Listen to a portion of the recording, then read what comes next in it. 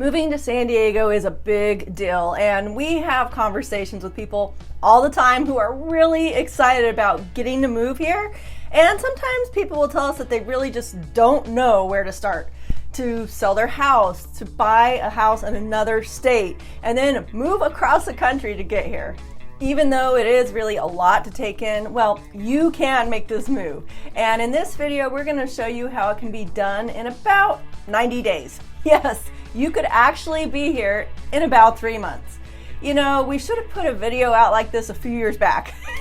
Well, no time like the present. So today we're talking about the 10 steps to get you moved to San Diego from another part of the country. Welcome back. I am Lynnor Anderson, your San Diego realtor, and I am fortunate to be partners with my dad, Lyle.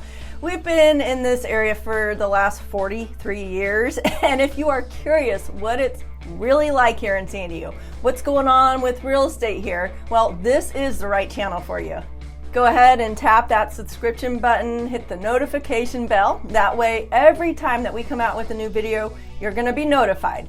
See, every day we have people like you that are watching these videos, and some are serious about getting to San Diego. Others just need that info that we haven't covered yet. So if this is you, reach out to us with our email address and our phone number down below. We also have a website if you want to check out what the inventory in San Diego is like, the kinds of homes that are on the market, and the price points. We love helping people like you get moved to San Diego, so reach out to us. Okay, so let's cover the 10 steps it takes to get moved to San Diego. These are actually pretty easy when you do break them down step by step, but if you've never been through this process, it may seem overwhelming.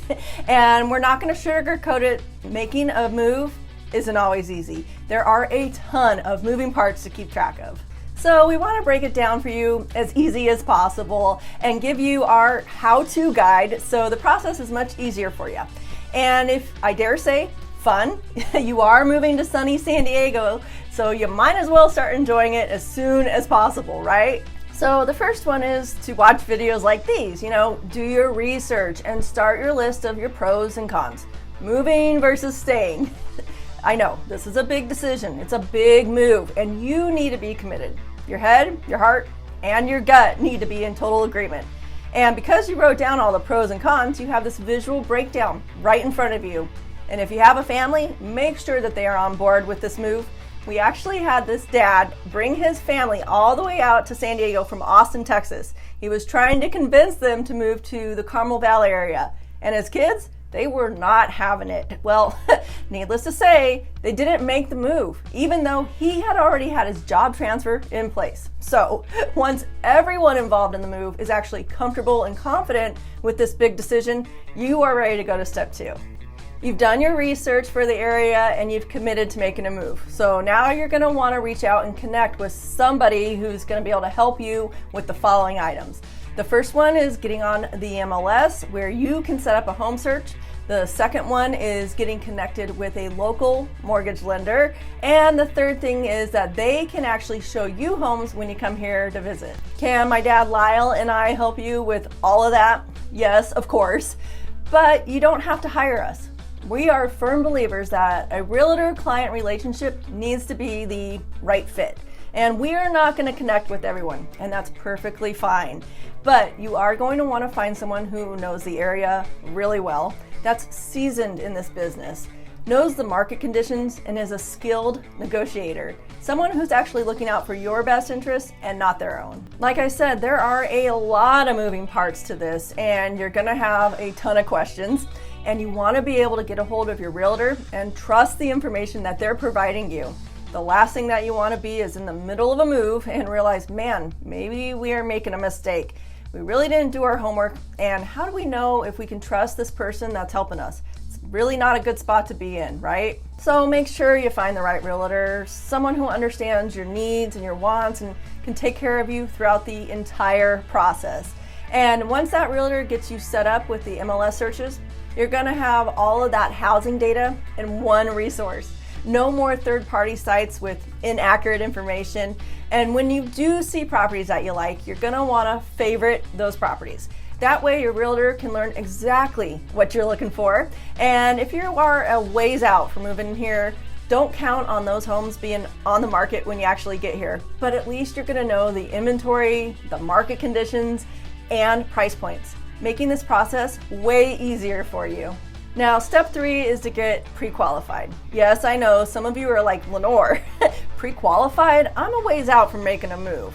Well, a pre-qualification is very different from a pre-approval, and a lender doesn't need to pull your credit score with a pre-qualification. Instead, you're just starting the home mortgage process by providing the lender all of the info and documentation that you can up to this point. That way, your lender can do 2 things for you. Determine your housing budget or your max loan amount, which is going to help you set a price point and help you identify what your monthly payment's going to be. And they can give you guidance on which type of loan product is best for your situation. See, different loan programs are going to work for different buyers, and that will actually affect the type of property that you're going to be able to search for. So yes, getting that conversation going with the lender early on really is in your best interest. You want to be prepared, and that lender conversation is definitely part of this game plan. Step 4 comes about 1 or 2 months from the time that you're ready to make an offer. You want to come out and start looking at homes. Well, maybe you can't make it out here. Well, when you do find the right realtor that's going to represent you, they can be your bird dog in the field, so to speak.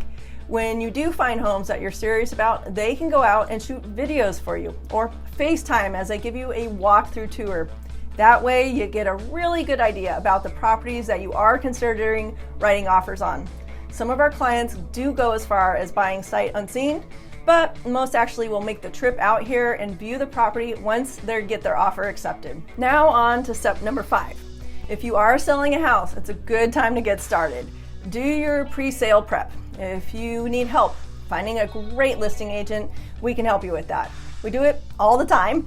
We actually vet the local agents in your area, and we're gonna match you up with a seasoned pro, someone who has experience working with contingent sales, so you have a seamless move, where your closing dates and your move dates are coordinated into any contractual negotiations. We really don't want you stuck in a hotel in between moves. And at the same point, it's time to contact moving companies. Get some quotes and read all of their reviews so you know that you got the right people in place helping you get your belongings here to San Diego safely. Step 6 is where things get really fun. You're finally going to be able to move forward with offers on homes. Once again, you do not need to be here in person. We can do everything electronically, between the virtual walkthrough tours to your purchase offer.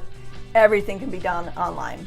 For those of you who can't actually make it out here to see the property in person, we suggest that you set up your home inspection right away, and if possible, be here in town for that. That way, you're able to review the findings of that inspection and really feel what the home is like for yourself and your family. Hey, the good news is the California purchase contract is very much geared towards buyer protection.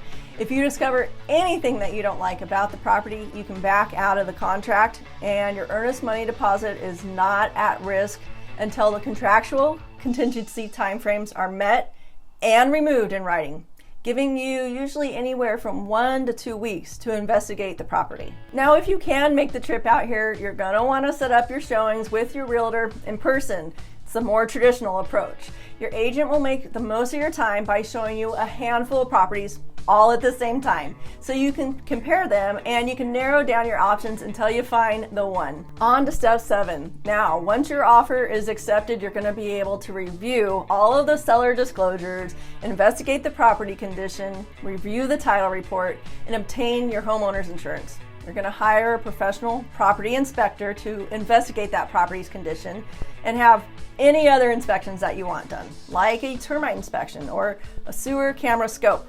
Plus, you're going to lock in your interest rate, get your property appraised, and your loan funded. You're going to be busy. There will be paperwork. There will be contractual obligations and dates that you need to meet. And remember when I said hiring the right realtor is going to help you through all of this? Well, a great realtor is really worth their weight in gold. They're going to help you navigate the entire process, pointing out all of the important things that you really need to focus in on and addressing all of your questions and concerns, giving you peace of mind throughout the whole transaction. Step 8 is all about packing.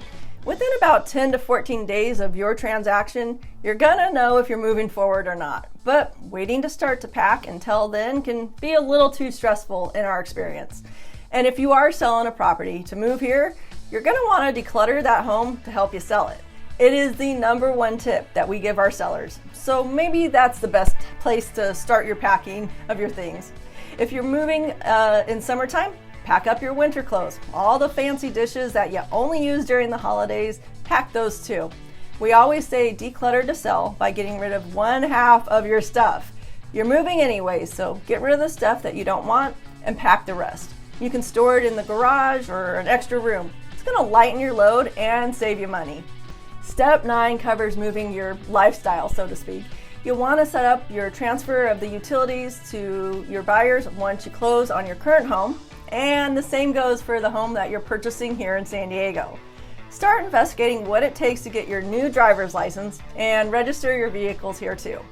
You'll want to be sure that your kids get registered into their new schools and get your mailing address changed at the post office. And the final step is closing on your home. And if you're doing a concurrent closing, be patient. We estimate around 100 people are involved in every single real estate transaction. From the guy at the county recorder's office who actually records the title of the property into your name, to the termite inspector, to the escrow officer and their team. Yep, a lot of moving parts and people that will somehow be part of your move. So when you're selling one place and buying another, can actually double that amount of folks that will somehow impact your move. We always say that the closing date is like a baby due date. Everyone is shooting for that date, but sometimes the baby comes a little early and sometimes the baby comes a few days late. So be flexible and patient. That's the key. Closing in California is typically a 3-day process. Day 1, you're gonna sign your loan docs with a notary in your location where you're at and wire your funds into escrow. Now, day 2, the lender receives your docs and escrow receives your closing funds. And day 3, your loan funds in the morning and your property is recorded into your name at the county recorder's office at the end of the day. Congratulations, you're officially a homeowner. Now, this is the best part. We get to meet our clients at the property to hand off their keys along with congratulations and hugs. Now, it is totally normal for this process to feel overwhelming right up to the last minute, but it's worth it. Your life is a journey and an adventure, and you're starting a new chapter.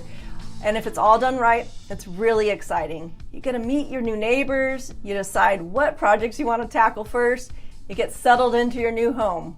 Now, if this sounds like something you're ready for, we'd love to help. Our contact info is down below.